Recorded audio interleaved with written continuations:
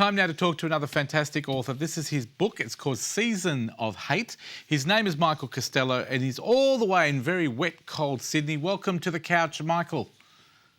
Hello, Fred. It's nice to hear your voice. I wish I was there with you. Well, I know how it feels seeing me over a phone line. But thank you very much for making the time today. I'm going to read a little bit about your book here. Thank you. Discrimination towards others is sometimes based on as little as difference of appearance or culture or fueled by intolerance. Now, what is that all about and how does it relate to Season of Hate? Okay. In Season of Hate, we deal with the way the treatment of a particular Aboriginal teenager called Johnny, but it could also be about anybody who is not part of the mainstream even in today's society. So if you were gay, if you were disabled, if you were black, you're on the outer as far as most of the community goes. I'd be finished in that case, Michael. Eh? I'd have nothing to go for then so the book's about me. Don't say that. And look, it could be a season of hope as well. Exactly. The book ends on an up note. It's not all gloom and doom, and there's a lot of humour throughout the book as well. How long have you been writing, Michael?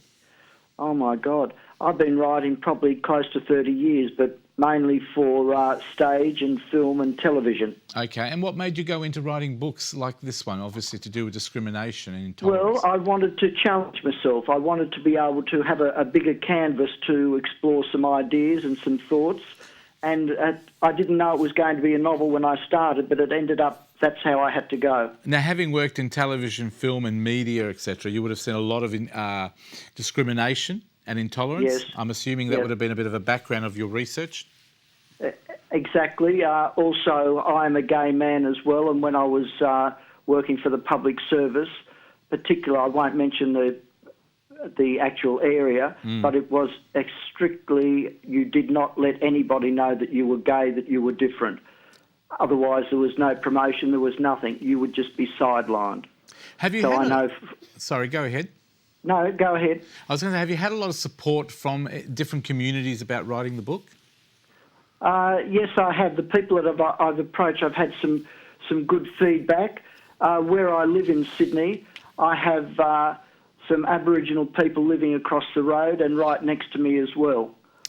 So what can we expect to read in the book, Michael?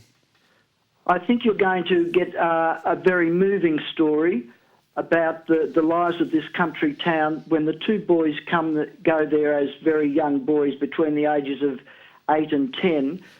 Their lovely ideal town where they used to just come for Christmas holidays, they start to see these undercurrents of intolerance and bigotry, and they decide with their father and with some good people of the town to stand up against this and fight it.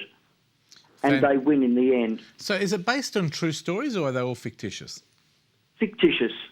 Is it very hard? The country town never ever gets named because it's a microcosm of Australia in the 50s, 1985, and sadly, in some instances, today.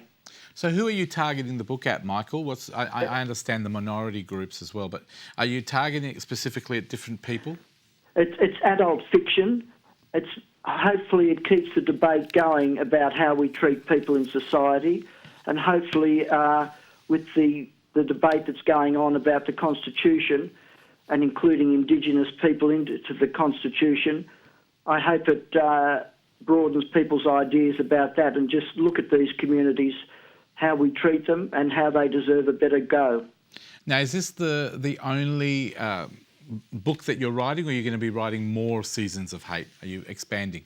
Look, I've had some very good positive feedback from some readers and they want a sequel, but I say, please, I want to write something different. I've been living in this town and walking these streets of Season of Hate for over 5 years on and off. I need to let these characters go for a little bit before I come back to them.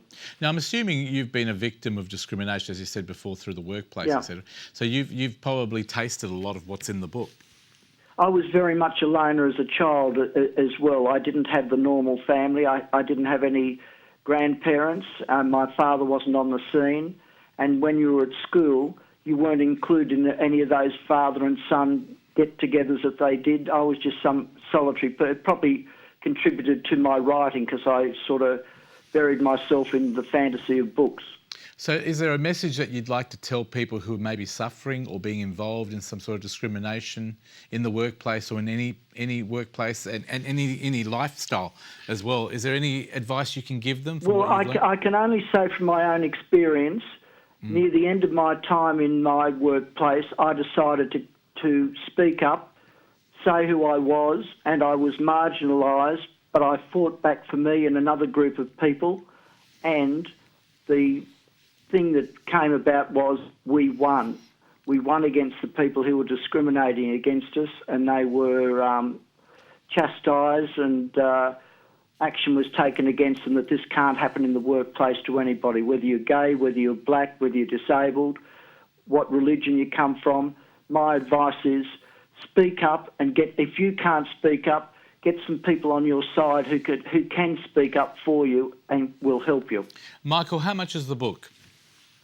I think it's going for $29.99 or something like that.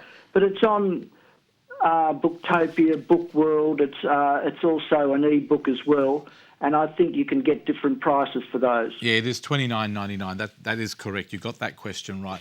Thank you very much, Michael. Can I just read the cover of the book? It says, "Sometimes you have to take a stand. Sometimes you have to fight. Season of Hate." It's written by Michael Costello. It's a good read, especially in today's society. I think you've picked a fantastic topic. Thank you very much, Michael, for being with us today, and all the best of luck with the book. And I hope when you come to Perth that you pay me a visit and maybe shout me to a bottle of champagne or caviar. And I say I like seafood as well. I don't think the readers will be disappointed. The feedback that I'm getting is that they're glad they chose it. Well, I think I'm glad you chose it as well. And thanks for giving us the time to talk to you today. Best wishes with the book, and I'm sure I will talk to you very, very soon. Thank you, Fred. Iron yourself a lovely, colourful suit for tonight. Will do. Thank you very much, Michael. All the best. Then. Well done. Bye-bye, Fred. That was Michael Costello, all the way from Sydney. He's a great author of a brand new book called Season of Hate. Please look out for it at all good bookstores or booktopia.com. I've got to take a break. I think I'm blushing. I'll see you after the break with more of The Couch.